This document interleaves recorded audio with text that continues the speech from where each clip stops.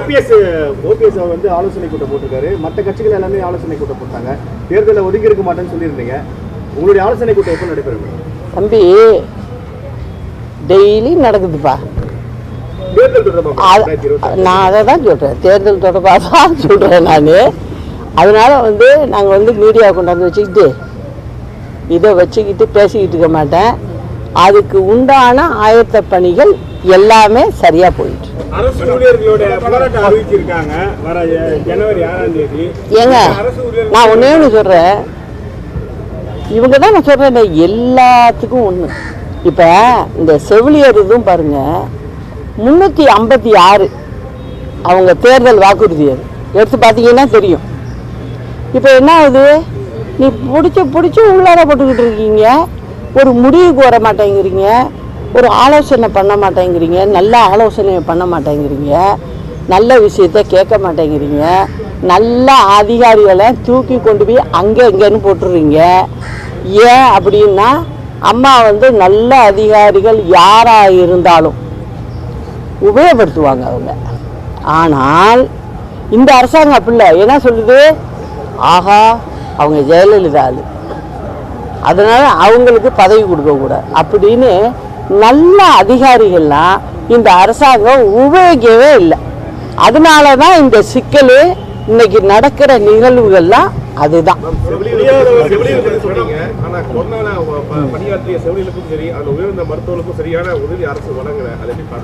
நான் ஒன்னேன்னு சொல்கிறப்ப, யார் வழங்கலைன்னாலும் அது தவறு தான்.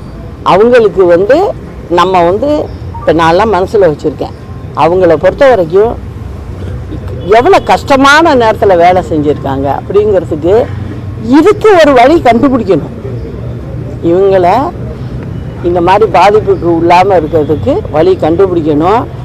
இப்போ நாங்கள்லாம் அதுக்கு என்ன பண்ணணும், எப்படி செய்யணும் அப்படிங்கிறது வரைக்கும் நாங்கள் ரெடியாக இருக்கோம், ரெடி பண்ணி வச்சுருக்கோம். அதனால் ஆட்சி மாற்றம் வந்தது எல்லோரும் பார்க்க தானே போகிறீங்க.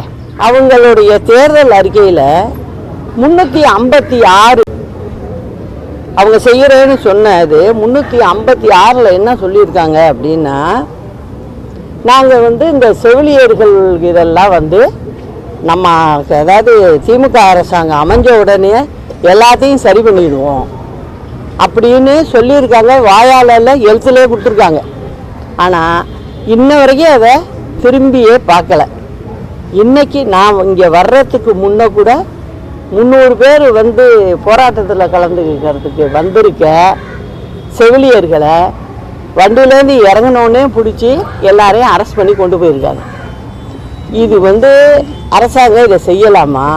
நீங்கள் தேர்தல் அறிக்கையில் என்ன சொன்னீங்க, நாங்கள் வந்தோன்னே உங்களை பார்த்துக்குறோம், விட்டுற மாட்டோம் அப்படின்லாம் சொன்னீங்க. இப்போ என்ன சொல்கிறீங்க, அந்த துறை மந்திரி 2 நாளைக்கு முன்னே பேட்டி கொடுக்குறாரு, அதையும் நான் பார்க்குறேன். அதில் என்ன சொல்கிறாரு, இந்த அம்மா இருந்தப்போ இது பாட்டு சேர்த்து விட்டு போயிடுச்சு அப்படிங்கிறாரு. அப்போது வேலை வாய்ப்பை கொடுத்தது ஒரு முதலமைச்சர் கொடுத்தது தப்புன்னு சொல்கிறீங்களா? அது மத்திய அரசு திட்டம், அதுக்கு செஞ்சதையும் நீங்கள் தப்புன்னு சொல்கிறீங்களா? என்ன நினச்சிக்கிட்டு பேசுகிறாங்கன்னே தெரில. இந்த திட்டத்தோடைய ஆரிஜின் எப்படி உருவானதுங்கிறது கூட அந்த துறை மந்திரிக்கு தெரியல. தெரியாததுனால தான் அம்மா வந்து கம்ப்ளைண்ட் பண்ணுறாரு, இவங்க பண்ணாங்க, இவங்க பண்ணிட்டு போயிட்டாங்க அப்படிங்கிறாரு. அந்த நர்ஸுங்களை அந்த செவிலியர்களை வச்சுக்கிட்டு தானே நீங்கள் வந்து இன்ன வரைக்கும் வைத்தியம் பார்த்துக்கிட்டு இருக்கீங்க வர்றவங்களுக்கு. இல்லை, அன்னைக்கு அம்மா இருந்தப்போ 2005 பார்த்தீங்கன்னா கிட்டத்தட்ட பார்த்தீங்கன்னா 267 மெடிக்கல் காலேஜ் ஹாஸ்பிட்டலுங்கள் பெருசு. இன்றைக்கி 2025 பார்த்தீங்கன்னா 372 இருக்குது. அப்போது ஆட்கள் தேவையா வேணாமா? ஒன்று. இன்னொன்று, இப்போ சுகாதாரத்துறை அப்படின்னு சொன்னால் 19 ரூபா சும்மா சொல்ல முடியாது. அதில் டாக்டர்ஸ் எம்பிபிஎஸ் படித்தவங்க, மாஸ்டர் டிகிரி படித்தவங்க அப்படிலாம் சேர்த்து, டென்டிஸ்ட்டு இவங்களாம் சேர்த்து 5611 பேர் இருக்காங்க. அது இல்லாமல் மற்ற பொறுப்புகளில் இப்போ நர்ஸுங்களே கிட்டத்தட்ட 15,000க்கு மேலே இருக்காங்க. அவங்களுக்கு கீழே துணை நர்ஸுகள் இருப்பாங்க, அந்த மாதிரிலாம் வரும். மொத்தம் 22 தொழிலை செய்யக்கூடியவங்க ஒரு ஹாஸ்பிட்டலுக்கு தேவை.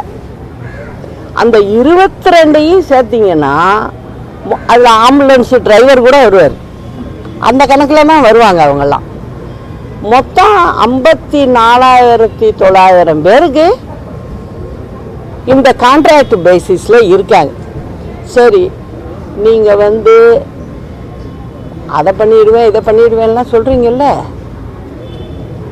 அதை நீங்கள் 5 வருஷம் ஆச்சுல வந்து அழகா இதை எப்படி செட்ரேட் பண்ணுறது, என்ன பண்ணலாம் அப்படி நீங்கள் ஒரு யோசனை பண்ணீங்களா? எப்போதுமே ஒன்று செய்யணும்னு நினச்சோம்னா எல்லாத்துக்கும் மார்க்கம் இருக்குது, ஆனால் அதுக்குள்ளே புத்திசாலித்தனம் இருக்கணும்.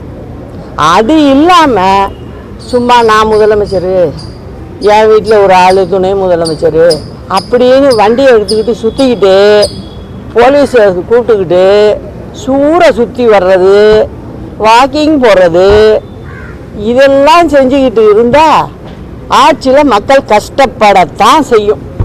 அதை தான் நான் திரும்ப திரும்ப சொல்கிறேன். உங்களுக்கும் வேலை தெரியல, அதிகாரிகளை எப்படி வேலை வாங்கணும்னு தெரியல உங்களுக்கு. இந்த லட்சணத்தில் தான் இந்த அரசாங்கம் போயிட்டுருக்கு. இதுக்கு முடிவு கட்டியே ஆகணும். முடிவு கட்டினாதான் தமிழ்நாடு மக்கள் கொஞ்சம் எந்திரிச்சு மூச்சு விட முடியும். அந்த அளவுக்கு இந்த அரசாங்கம் வந்து ரொம்ப கேவலமாக அரசாங்கத்தை நடத்திருக்கு.